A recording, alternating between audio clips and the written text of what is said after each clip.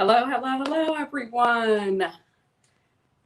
This is Nika, the wealth strategist, coming to you with the live um, on student loans and are they dismissible in bankruptcy or are they not?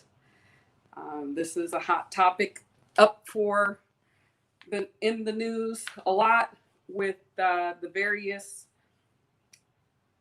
politicians who are running for president and as well as I think President Trump has even mentioned it. I believe I'm not totally positive on that one, but I know that a lot of the other candidates who were running did mention uh, the possibility of either decreasing the overall student loan debt or for people or eliminating it altogether or some combination of the two.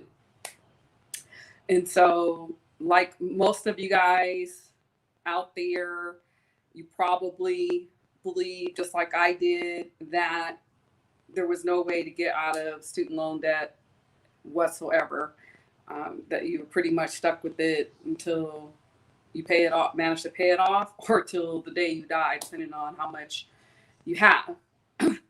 Well, I'm making this video because I wanted to provide my own testimony when it comes to student loans, as well as a story that I just learned about of a lady in New York who had over $200,000 worth of student loans. I personally did not have that much, nowhere near that much. When I got my undergrad degree, of course, back then, over 25 years ago, colleges were nowhere near as expensive as they are now. And so I only ended up, I think, taking out about 12,000 total.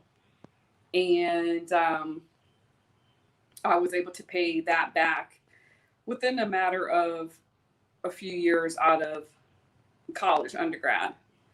It wasn't until later on in my mid 30s, well, early 30s, I guess, early to mid 30s, did I decide to go back to school and pursue my master's degree after the 2008, 2007, well, started technically in 2007, um, mortgage crisis crash and the whole financial services industry um, toppled over, as well as the real estate industry toppled over. And that was the field that I was in. I was a mortgage banker. I had multiple properties. I had 5 properties, including my primary residence in Arizona, as well as I had bought my parents a condo in Las Vegas. By the way, thanks for those who are tuning in. Make sure you type in the chat. Let me know. I'm doing this on my phone, so I can't see. Let's see who's in the chat. Let me know who's in the chat. Type your name, say hello. I'm going to type something in here. Okay. So let me know who's all in the chat. And then I'm going to turn this back wide angle because I hate people when they post videos and they're narrow like that with their cell phone. It just annoys me. So, anyways, so I went back to school and got my master's degree about, I guess this has been 11 years ago now.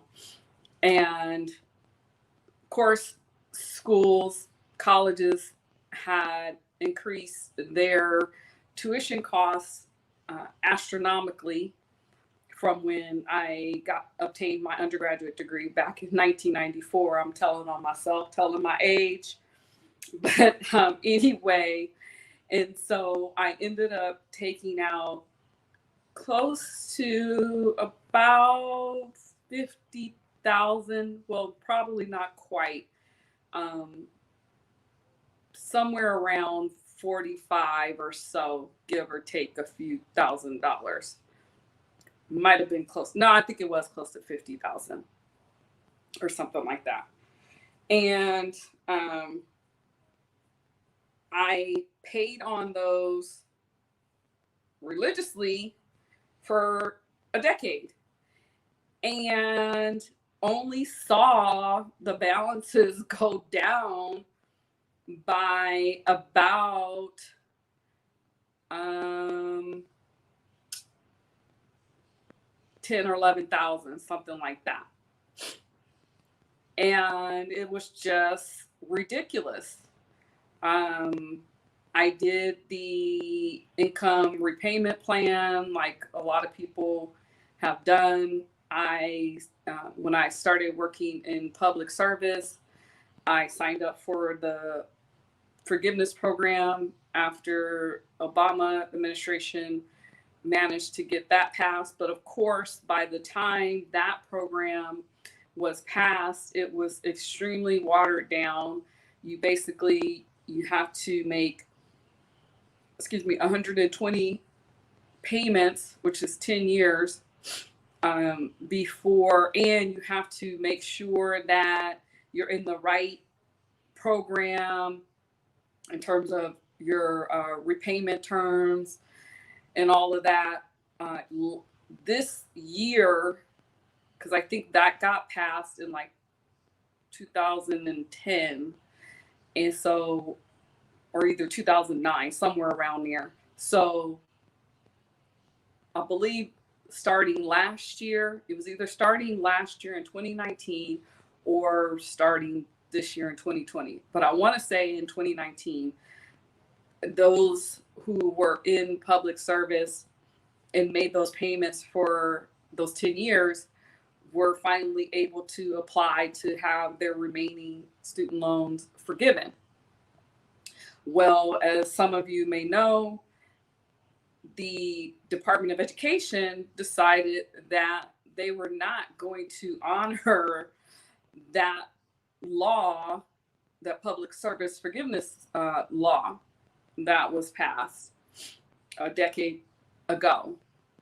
And so even though thousands of people have applied, only a few thousand have actually gotten their student loan debt forgiven. So, and on top of that,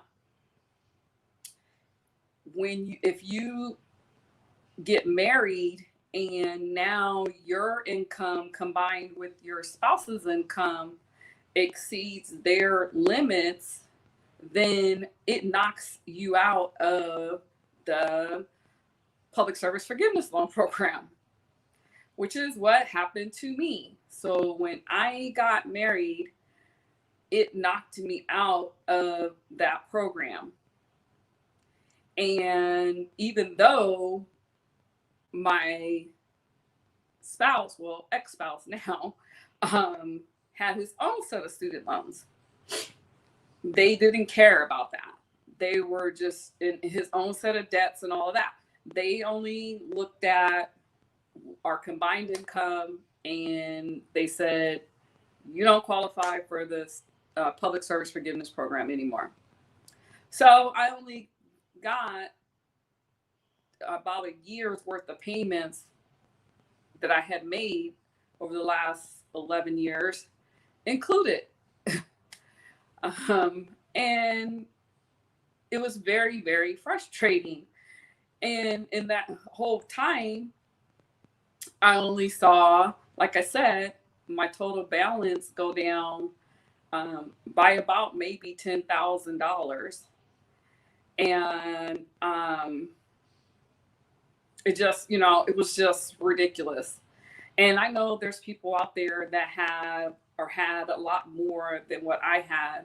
But nonetheless, with what I had, my total payments was about $600 a month. that's a pretty good sized chunk of change, you know. So then fast forward through, because of some, you know, uh, job changes and things like that, um, and income instability, and then, you know, going through a divorce and all of that, it just became just too much. And so I went and talked to a um, bankruptcy attorney, and I thought for sure, like, just like a lot of people out there, I was like, you know, I already know, you know, my student loans are not going to be able to be included. But if, you know, maybe you can help me get them back, you know, the payments back down or something like that, you know, um, I would be, that would help, you know. And he said, no, we are going to include them. They can be included. I was like, what? I mean, my mouth like hit the floor. I'm like, seriously? He's like, yeah, I know a lot of people, you know, think that they can't be included, especially if you're doing well, if you're doing a chapter 7, you know, people think for sure absolutely cannot be included. Chapter 7 is where they wipe out all of your debts, including unsecured. Anything secured, like a car or a house or something like that, and you want to keep those things, then those things are not included in a chapter 7. Those things are left out of chapter 7, and you just continue paying those, or you can surrender them back to the creditors and wash your hands of them. Chapter 13 is a reorganization, and basically they look at how much you make, and what your debts are, what it takes for you to be able to live in terms of, you know, insurance, utilities, food, um, health and beauty, um, items that you might need to purchase, you know, all of that. Your total monthly budget, they take all of that into consideration, and then they determine what you can afford to pay in terms of a repayment. And they will, depending on your income and your state, because every state has laws are a little bit different, you will either have a repayment plan of 36 months or of 60 months. So 3 years or 5 years. And as it turns out, I did a reorganization and they had to do me on 60 months because of my income. So the more money you make, the longer they make your plan. Maximum is 60 months though. And so that's what they did. That's what he did, the attorney. And everything, he included everything in there except for my house. We kept that separate, and I paid that no problem. And actually, my mortgage lender lowered my payment on that by about $10. I mean, $10 is not a huge deal, but I mean, it's still $10. That's still $120 a year. But anyways, he included it. They included it all. The trustee approved it, and it lowered my student loan payments in half. And on top of that, when I'm done, I will have basically gotten over half of my student loans dismissed. So with going through the reorganization, I'm actually only paying back half of what I currently owe, which technically, if you look at all of the money that I've already paid, I've already almost paid back what I borrowed to begin with. But because of all the freaking interest and everything is why you hardly see your balance goes down, because the way they calculate interest on a student loan, they do it daily. And so it's kind of almost like a credit card where even though a lot of times your rate is fixed, although sometimes you can have a variable rate, especially with private student loans. I had a variable student rate on my private student loans for quite a long time before I was able to get them refinanced to a fixed rate. But anyways, because of how they were calculating the interest daily, that's what makes it extremely difficult to pay them off. And on top of that, if you take out like six figures, then it really becomes almost insurmountable, but not impossible to get them reduced, if not completely wiped out by filing either Chapter 7 or Chapter 13 bankruptcy. I want to play for you guys briefly this interview from this lady who had $200,000 worth of student loan debt, and she was able to get $100,000 of that completely dismissed. So here we go. Get overwhelmed by student loan debt are told bankruptcy is not an option for them because you can't get student debt reduced or wiped out through bankruptcy. Well, now more judges and legal scholars are saying that's a myth, and bankruptcy can be a way to help. Some advocates want Congress to act to change the laws so student debt is treated the same as any other kind of debt. Here's more from NPR's Chris Arnold. A few years ago, Lauren, who lives in Queens, New York, had a big problem. She graduated college with an art degree just as the Great Recession hit. She had private student loans with very high interest rates. For work, all she could find were retail jobs. And by 2016, her loans had ballooned to about $200,000. She remembers thinking, I can't afford to actually pay my bills and eat and pay my rent. Basically, I was financially handicapped. I mean, my student loan payments were higher than my rent was. So Lauren started to look into bankruptcy. She doesn't want to use her last name because she thinks all this might hurt her job prospects. Now, bankruptcy is not fun. Your credit gets destroyed for years, and you have to be in pretty dire financial straits for it to even make sense. But you can get your debts reduced or erased so that you can survive and get back on your feet. Okay, so I'm going to just stop it right there.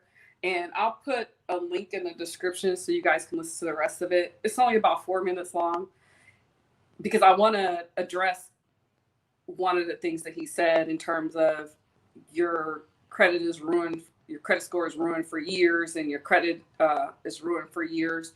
That is not true, okay, at all. And I'm going to show you guys right now how untrue that is. So, and it really also depends on what your scores were prior to you filing, and versus what there will be maybe 3 or 4 months down the road. Okay, so I'm just going to take this off of the stance right here, and I'm going to show you guys. And you guys see that? Okay. Those are my scores now. Okay. And I don't know why now they're saying fair, because anything over 680, as far as a lender is concerned, is good. I've done millions of dollars in loans, and anytime somebody has got at least a 680, you're in good shape. You know, of course, something over a 700 is better, but 680 is not nothing to bark at, you know, in terms of looking down upon.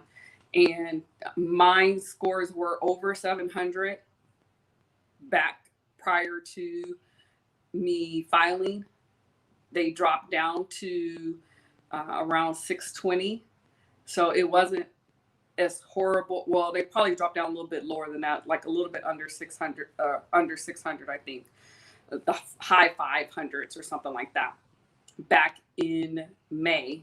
This is now August, and actually they were up over 680 in July.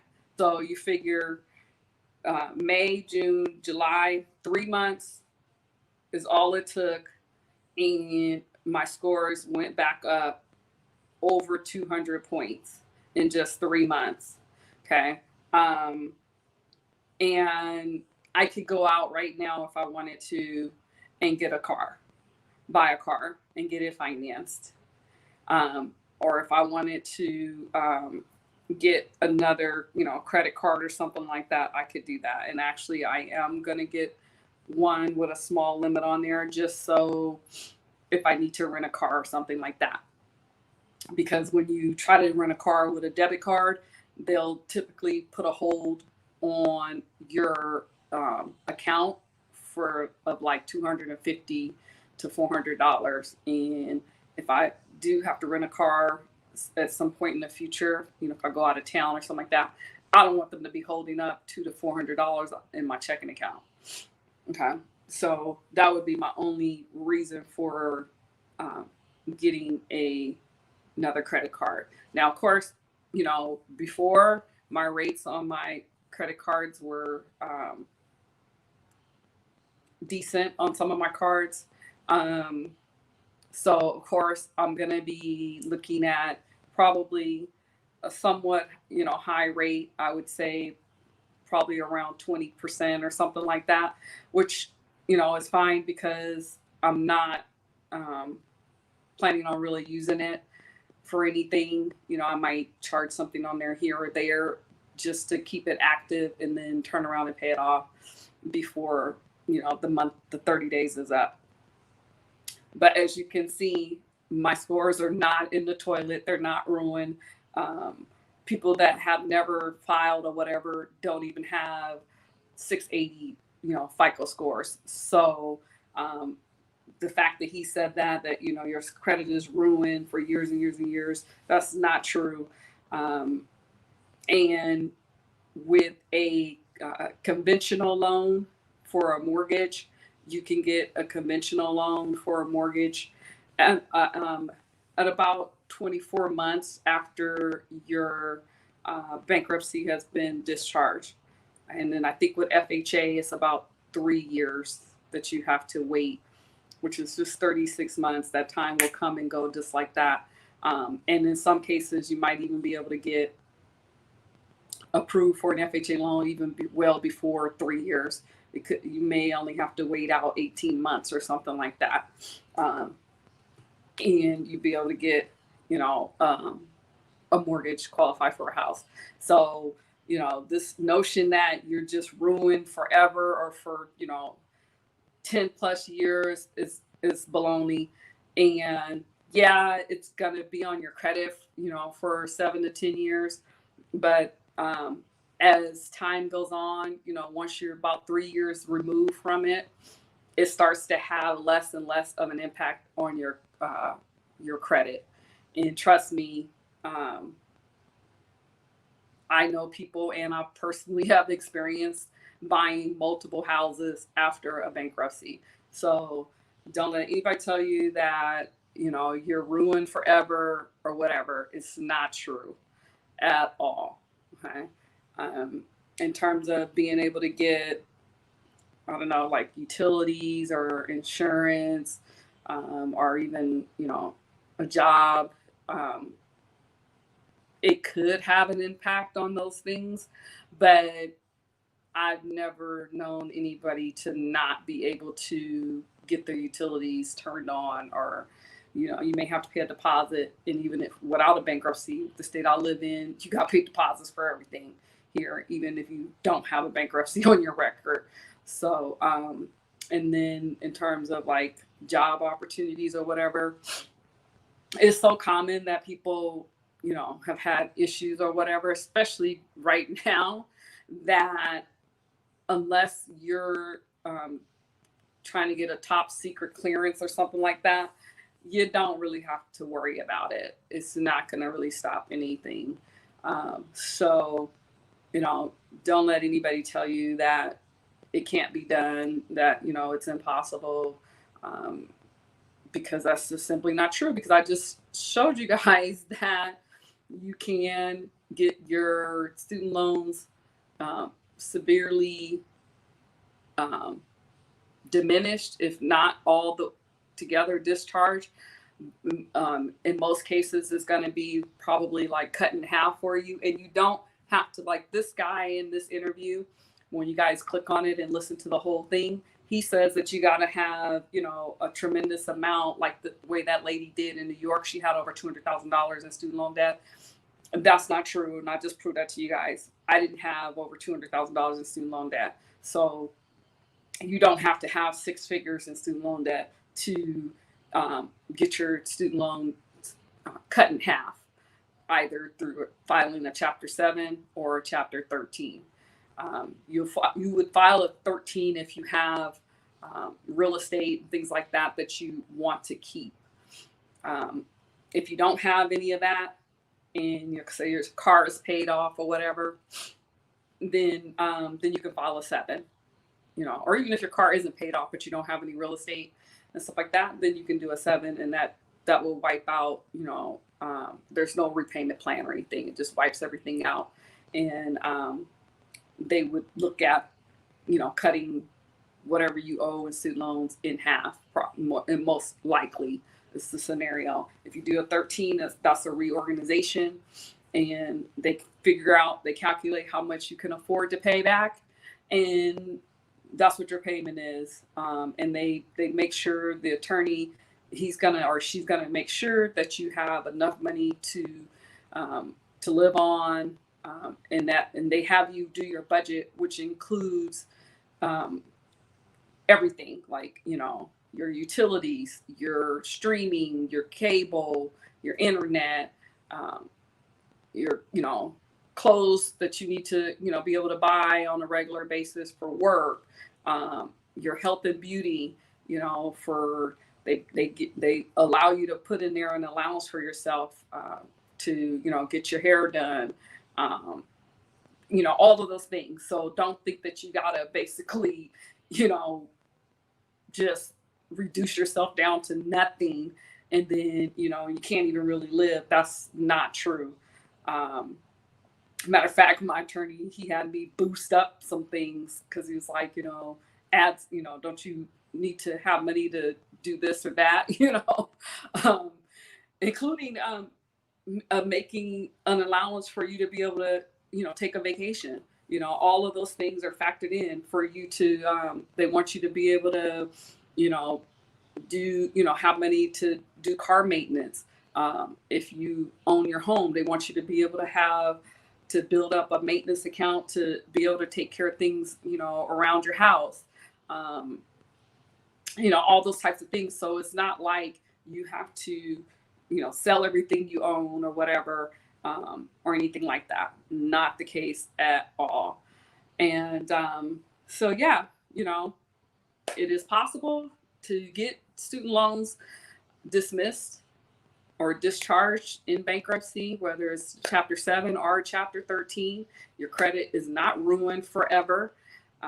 Your scores are not ruined forever. You know, within a matter of 2 to 3 months, your scores will be back up there. And this is obviously assuming that you don't immediately, after you get your, you know, letter from the court saying that they approved your plan, that you go out and charge up, you know, a bunch of stuff or anything like that. But, you know, like I said, you know, your scores will be back up within a matter of 3 months. You know, they'll jump back up 200 to 300 points. And with most mortgages, you just need, lenders typically want you to have a minimum of about a 640 for, you know, most loan programs, especially if you're going to be getting some type of down payment assistance or something like that. And so, if, you know, within a few months, your scores are back or over 680, you know, you're doing pretty good. And they're just going to continue to go up from there, unless you know, do something stupid like let's say you kept your mortgage out of it and you decide you stop paying your mortgage or something like that. I mean, I shouldn't say stupid, because you could have a legitimate reason for doing that. But nonetheless, you're not ruined. there is life afterwards.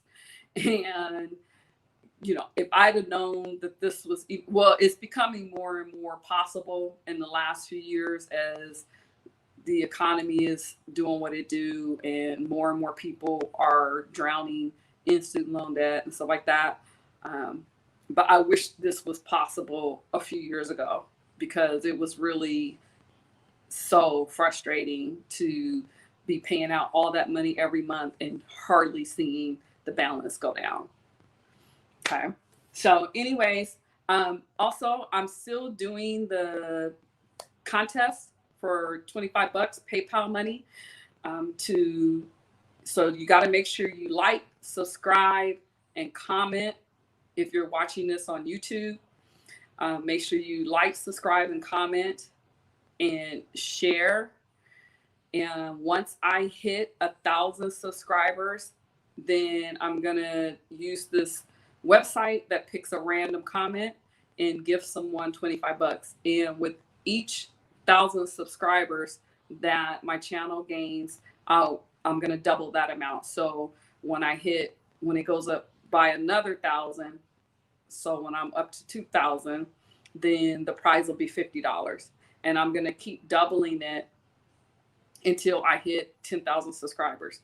At 10,000, the prize is going to be $250. Doesn't cost you anything except for you just liking, subscribing, and sharing. That's all. That's the best way you can support me and my channel. If you're wanting to know how you can support this channel, liking, subscribing, commenting, and sharing is the best way to support me. So I appreciate it in advance. For those of you who take the time, takes a couple of minutes to do that, I super appreciate it, big time. I'm going to be coming to you guys with more great information and tips like this, whether it be ways to save money in terms of reducing debt, or income generating opportunities, as well as the ability to, if it's your desire to live in another country, how you can be able to do that. So I've already got 2 videos out there, one on how to buy land in Belize, something that I've actually done. And then the other one is how to buy a fully furnished 2-bedroom condo with solar and rain entrapment for if you want to grow a little garden in Ghana. Yes, Ghana, Accra, Ghana, as a matter of fact. Accra is the capital of Ghana, and it's probably the most expensive city in Ghana. But I came across this deal from a very well-known YouTuber who lives in Ghana, and he talked about it. So make sure you check that video out on my YouTube channel. $36,000 for a fully furnished, nice little 2-bedroom condo. It's only about 560 square feet. But hey, you know, if it's just you, or maybe you and a significant other or something like that, you know, you really don't need more space than that. And, you know, because you probably want to spend the rest of your free time out exploring the continent and going and checking out other countries and stuff like that. So if it's your dream to be able to, you know, live in West Africa, or anywhere else for that matter, but right now my focus is on Belize and West Africa as the 2 potential options of where I plan to take up residency on a part-time basis. So I'll be sharing more things like videos like that as well. But make sure you check out my channel, Nika's Journey to Financial Freedom. I want to be able to bring as many of you guys on that journey with me, so, you know, we could all get this money out here. All right, you guys. Peace out and enjoy the rest of your weekend.